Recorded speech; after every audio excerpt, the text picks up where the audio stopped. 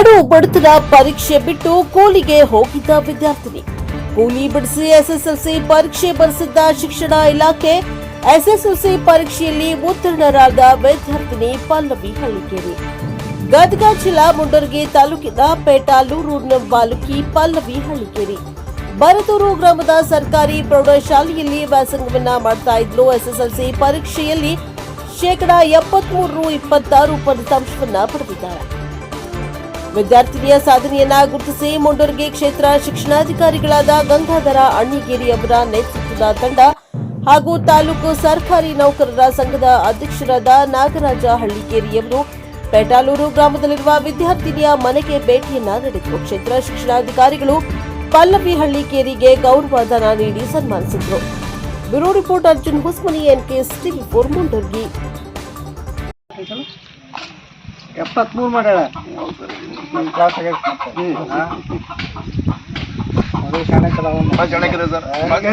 ಈಗ PUC ಯಾಕೆ ಎಲ್ಲಿ ಓದ್ತಾರಂತ ಅಲ್ಲಿ ಫ್ರೀ ಕೊಡ್ತಾರೆ.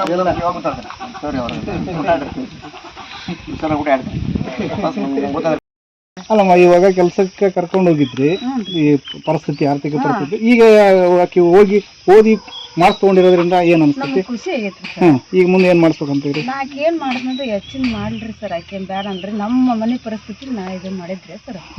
ಹಂಗಾಗಿ ಆಕೆ ಎಲ್ಲಿ ಓದ್ತೀನಂತ ಸರ್ ಏನ್ರಿ ನೀವು ಏನಂತ ನಿಮ್ಮ ಹೆಸರಮ್ಮ? ನಾನು ರಾಸಾಯನಿ ಸಂಚಕರ ಐತ್ರಿ.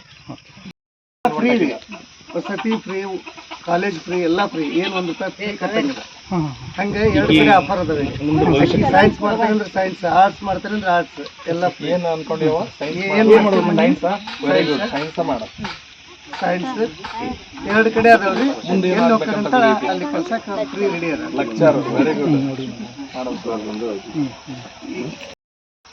ನಮಸ್ಕಾರ, ನಾನು ನಾಗರಾಜ್ ಹಳ್ಳಿಕೇರಿ, ಕರ್ನಾಟಕ ರಾಜ್ಯ ಸರ್ಕಾರಿ ನೌಕರರ ಸಂಘದ ತಾಲೂಕು ಅಧ್ಯಕ್ಷರು.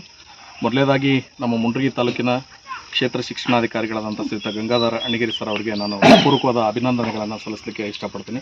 ಕಾರಣ ಅಂದರೆ ಇವತ್ತಿನ ದಿವಸ SSLC ವಾರ್ಷಿಕ ಪರೀಕ್ಷೆಯ 1ನೇ ಪರೀಕ್ಷೆಯ ಫಲಿತಾಂಶ ಪ್ರಕಟಣೆಗೊಂಡಿದ್ದು. ಕಳೆದ ಅಂದರೆ ಇದೇ ಏಪ್ರಿಲ್ನಲ್ಲಿ ಪರೀಕ್ಷೆಗಳು ಅಂತ್ಯಗೊಂಡಿತ್ತು.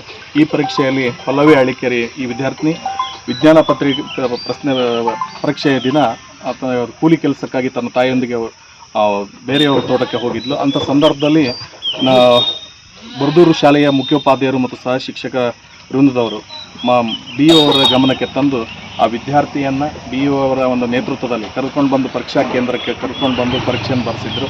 ಈ ಒಂದು ಕಾರ್ಯಕ್ಕಾಗಿ ನಮ್ಮ ಕರ್ನಾಟಕದ ಎಲ್ಲ ಸಾರ್ವಜನಿಕ ವಲಯದಲ್ಲಿ, ಶೈಕ್ಷಣಿಕ ವಲಯದಲ್ಲಿ ನಮ್ಮ ಕ್ಷೇತ್ರ ಶಿಕ್ಷಣಾಧಿಕಾರಿಗಳ ಕಾರ್ಯವೈಖರಿ ಭಾಳಷ್ಟು ಪ್ರಶಂಸನೆಗೆ ಒಳಪಟ್ಟಿತ್ತು.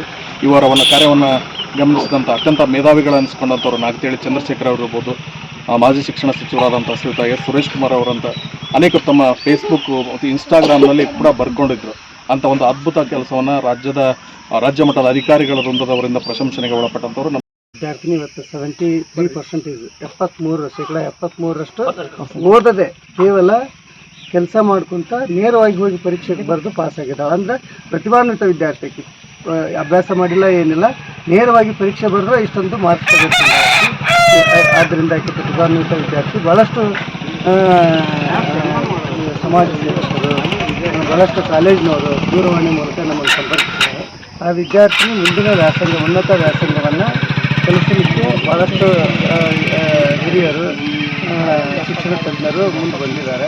ಆ ವಿದ್ಯಾರ್ಥಿನಿಗೆ ಯಾವುದೇ ತೊಂದರೆ ಆಗಲಾರ್ದಂಗೆ ಪ್ರತಿಭಾನ್ವಿತ ವಿದ್ಯಾರ್ಥಿನಿ ಏನಾದರೂ ಸಾಧನೆ ಮಾಡಲಿ, ಎಲ್ಲ ರೀತಿಯ ಸೌಲಭ್ಯಗಳನ್ನು ನಾವು ಕೊಡೋಕ್ಕೆ ತಯಾರಿದ್ದೀವಿ ಅಂತ ಹೇಳಿದರೆ ಪಲ್ಲವಿ ಏನು ಡಿಸೈಡ್ ಮಾಡ್ತಾರೆ? ಸೈನ್ಸ್ ವಿಜ್ಞಾನ ವಿಭಾಗ ಆಯ್ಕೆ ಮಾಡಿಕೊಂಡ್ರೆ ವಿಜ್ಞಾನ ವಿಭಾಗಕ್ಕೆ, ವಾಣಿಜ್ಯ ವಿಭಾಗವನ್ನು ಆಯ್ಕೆ ಮಾಡಿಕೊಂಡ್ರೆ ವಾಣಿಜ್ಯ ವಿಭಾಗ, ಕಲಾ ವಿಭಾಗವನ್ನು ಆಯ್ಕೆ ಮಾಡಿ ಕಲಾ ವಿಭಾಗಕ್ಕೆ ಯಾವುದಾದ್ರೂ ಆಯ್ಕೆ ಮಾಡಿಕೊಳ್ಳಿ, ಆಕೆ ಉತ್ತಮವಾಗಿ ಕಲಿಬೇಕು ಅನ್ನೋ ಒಂದು ಉದ್ದೇಶವನ್ನು ಇಟ್ಕೊಂಡು ಭಾಳಷ್ಟು ಕಾಲೇಜಿನವರು ಫೋನ್ ಮಾಡ್ತಾ ಇದ್ದಾರೆ. ಭಾಳಷ್ಟು ಶಿಕ್ಷಣ ತಜ್ಞರು, ಹಿರಿಯ ಅಧಿಕಾರಿಗಳು, ಜನಪ್ರತಿನಿಧಿಗಳು ಕಾಲ್ ಮಾಡಿ ನಮ್ಮನ್ನು ಹೇಳ್ತಾ ಇದ್ದಾರೆ. ಆಕೆ ಎಲ್ಲಿ ಕಲಿತೀನಿ ಅಂತ ಅಲ್ಲಿಗೆ ಕಲಿಸ್ಲಿಕ್ಕೆ ಧಾರವಾಡ, ಕೊಪ್ಪಳ, ದಾವಣಗೆರೆ ಎಲ್ಲಾದರೂ ಆಕೆ ಎಲ್ಲಿ ಓದ್ತಾರೆ ಅಂತ ಎಲ್ಲ ವಿದೌಟ್ ಫೀಸ್ ವಿತ್ ಹಾಸ್ಟೆಲ್ ಆಕೆ ಕಲಿಸ್ಲಿಕ್ಕೆ 2-3 ಸಂಸ್ಥೆದವರು ಇವರು ಈಗಾಗಲೇ ಹೇಳಿದ್ದಾರೆ. ಅವರು ಆ ರೀತಿ ಆಕೆ ಒಪ್ಪಿಕೊಂಡ್ರೆ ಆಕೆ ಕಳಿಸ್ಲಿಕ್ಕೆ ನಾವು ತಯಾರಿದ್ದೀವಿ. ಮುಂದಿನ ನಿರ್ಧಾರ ಅವರಿಗೆ ಅವ್ರ ತಂದೆ ಪಾಲಕರು ಏನು ಹೇಳ್ತಾರೆ ಅದನ್ನ ನಿರ್ಧಾರವನ್ನು ಮಾಡ್ತೀವಿ. ಏನು ಮಾಡ್ಬೇಕಂತ ಮಾಡಿದ್ರು?